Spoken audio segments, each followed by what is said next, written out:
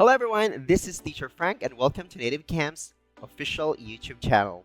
In this video, I'm so delighted and so pumped up to have an interview with one of the popular player in baseball in Japan, Brandon Laird, also known as the Sushi Boy. So in this video, it's very good for students who are practicing and improving their listening skills in English. So if you're not yet subscribed in this YouTube channel, make sure to click the subscribe button and also the ring bell button so you will be notified in our next video. So what are we waiting for? Let's start.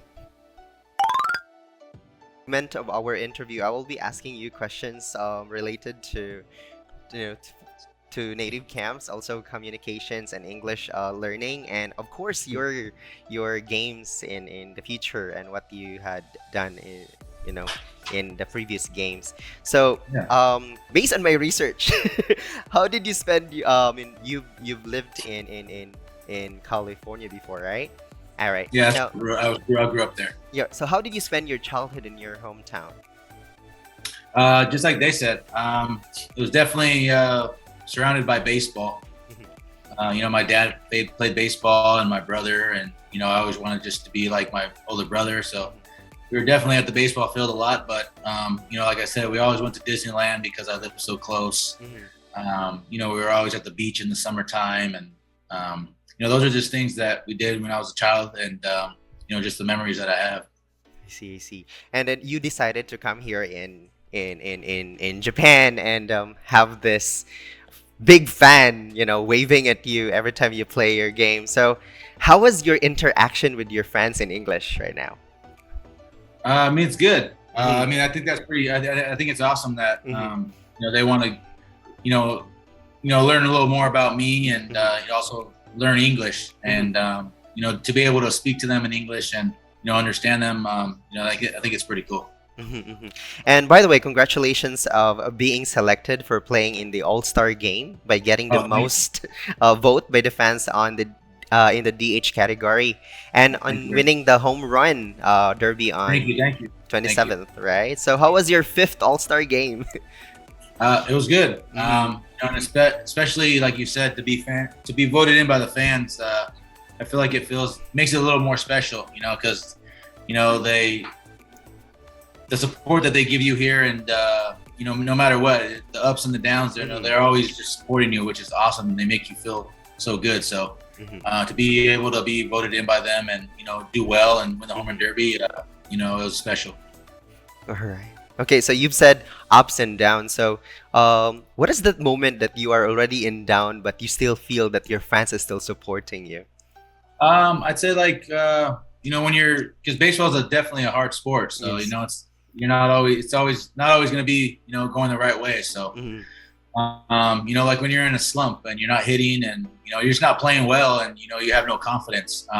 That's important in baseball. So I feel like the fans definitely here in Chiba, they make you look past that and they make you feel like you're not even struggling. It's just they're here every single day supporting you no matter what, cheering for you, and it only makes you want to do better and get out of that slump even faster. So. Great, great, great. All right, I remember in July 22, 2011, you made a major league debut with the New York Yankees at Yankee Stadium, right? So, do you remember that time? Absolutely, that's something I'll never forget. That was definitely one of the best moments of my life and something that I dreamed of as a little kid. So, Mm-mm. And what's the most memorable moment in a game for you during your time in the majors? I'd say my major league debut. To make my major league debut in New York for the New York Yankees. I mean, a team that's the most championships winningest team in history. And have my family there was definitely probably the biggest moment of my professional career, and also my first at bat in the majors. I pinch hit for Derek Jeter, so I mean, I can't say more than that. That's just something so special. So Yes, special and precious, right? All right. So Miss Aya before asked about Otani, right? So how is he doing right now or this year? I mean, he's doing great. I mean, Otani. I mean, he's a special player. Like there's not many players like him. He's just gifted with the ability, it's like just incredible ability, and getting a chance to play with him in Japan for 3 years was was a cool experience. But now seeing him do well in America, which I knew he was going to do well, it's cool. I mean, he's unbelievable. Yes. Thank you so much for that. Now this time we're gonna focus on WBC. All right. Yeah. So you competed as a national player for Mexico in the 2017. So what's WBC to you? I think it's it's special, especially getting a chance to play in the major leagues at home, and then now coming over and playing in Japan, and then also getting a chance to play in WBC, the World Baseball Classic, against other countries.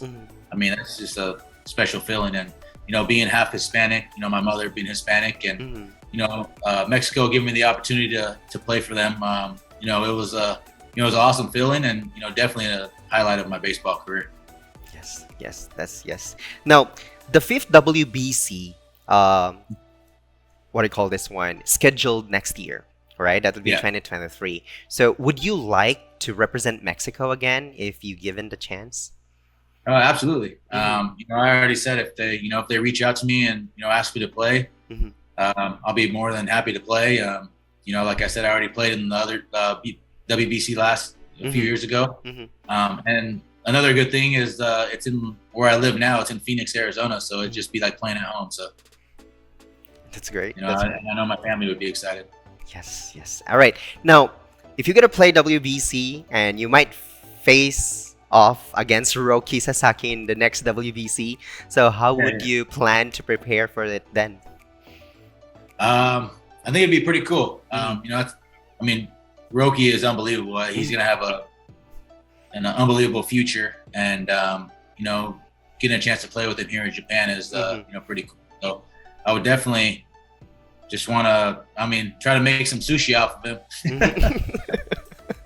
We'll see. I think it would be cool, and I would look forward to facing him. Great. Since we were talking about Roki Sasaki at most, so as you know, on April 18, he became the youngest player in history in pitch a perfect game. So he also achieved 13 consecutive strikeouts and 19 strikeouts. How do you see him doing this year? He's doing fantastic. Like you said, I've never been a part or seen a perfect game like in person on a team, being on the same team as the guy. Striking out 13 consecutive batters. That's impressive. That's a hard thing to do. But that was definitely awesome to see him do that and accomplish that. And I'm just happy to be a part of it. Yeah, great. And in your own opinion, did he change anything compared to last year? I don't think he changed anything. I just think, I think they were just trying to prepare him and build him up and get his confidence because he's so young. And make sure he's ready. For this year that he's going to be pitching a lot this year, and just make sure he's ready. And I think he's ready now. He's shown that he's ready, and he's definitely going to have a very good career. So can you imagine Roki Sasaki playing in MLB if he tries in the future? Hopefully in the sometime near future you'll see him over there just like Ohtani. Yes, definitely. Now let's move on to another friend of yours. So please tell us about catcher Matsukawa. As you know, he is a rookie, only 18 years old in the first year out of high school, but he looks very solid, calm, and also communicative. What's your take on his success? Like you said, he's so young.